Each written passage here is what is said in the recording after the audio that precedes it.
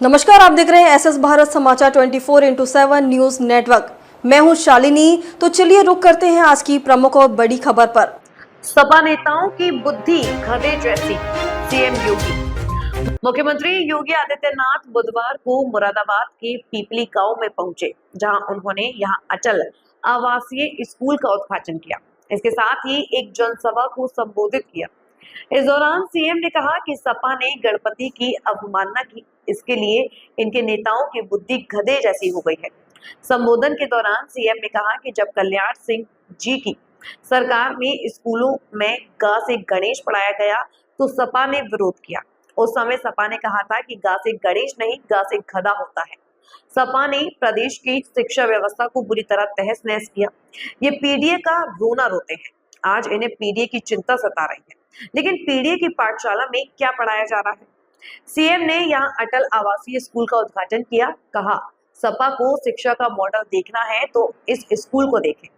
नकल कराना सपा के जीवन का हिस्सा था। उन्होंने नकल करा कर युवाओं को खोखला किया। उन्होंने यह भी कहा कि पहले की नौकरियों में चाचा, बबुआ, भतीजा अलग अलग डकैती डालते थे।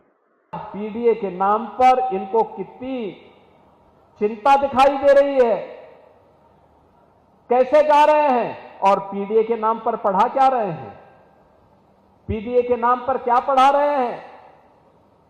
यानी समाजवादी पार्टी की सरकार है, याद करिए, यह वही सरकार है जब इसकी सरकार के समय गांव से गणेश पढ़ाया गया था। पहले की बीजेपी की सरकार में, सर्वदेव कल्याण सिंह जी की सरकार में, तो समाजवादी पार्टी ने कहा था गौ से गणेश नहीं, गौ से गधा होता है। और इन्होंने बच्चों को क्या पढ़ाना शुरू किया था। और आज भी औ का मतलब अनार से नहीं, अमरूद से नहीं, और से क्या पढ़ाया जा रहा है।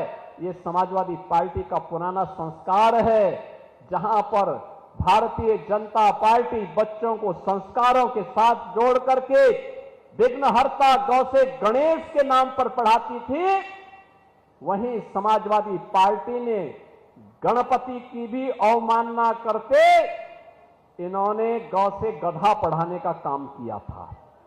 तो स्वाभाविक रूप से गधे जैसी बुद्धि भी उनकी हो गई है।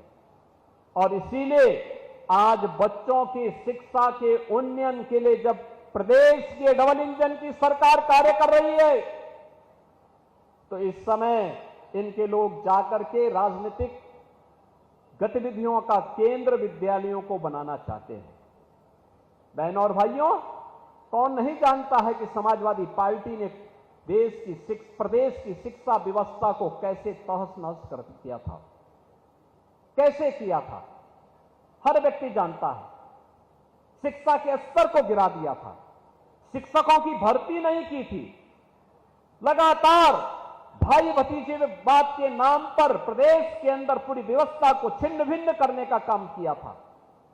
एक हर जिले में इनके माफिया थे। वन जनपद एक माफिया, एक जनपद एक माफिया के नाम पर, वन डिस्ट्रिक्ट वन माफिया के नाम पर प्रदेश को दंगों की आग में झोंका था। अराजकता का तांडव हुआ था। उत्तर प्रदेश के नौजवानों के सामने पहचान का संकट खड़ा हुआ था। आज उत्तर प्रदेश के नौजवानों के सामने पहचान का संकट नहीं।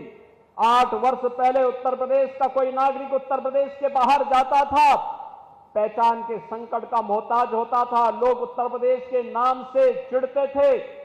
आज 8 वर्ष के बाद मैं दावे के साथ कह सकता हूं, उत्तर प्रदेश का नौजवान, उत्तर प्रदेश का कोई नागरिक जब उत्तर प्रदेश के बाहर जाता है, सामने किसी को परिचय कोई पूछता है कहां से आए हैं, तो अगर उत्तर प्रदेश का नागरिक कहता है कि मैं उत्तर प्रदेश से हूं, तो सामने वाले का चेहरा खिलता हुआ दिखाई देता और कहता वाह उत्तर प्रदेश से। अब उत्तर प्रदेश अपनी विरासत और विकास की इस यात्रा पे गौरव की अनुभूति करता है। विरासत और विकास की अद्भुत यात्रा का, शिक्षा का अद्भुत यात्रा का एक नया केंद्र बना है। खबरों में अब तक के लिए बस इतना ही। फिर होगी आपसे मुलाकात ऐसी ही किसी बड़ी और खास खबर के साथ। तब तक के लिए नमस्कार और देखते रहिए एसएस भारत समाचार 24x7 न्यूज नेटवर्क।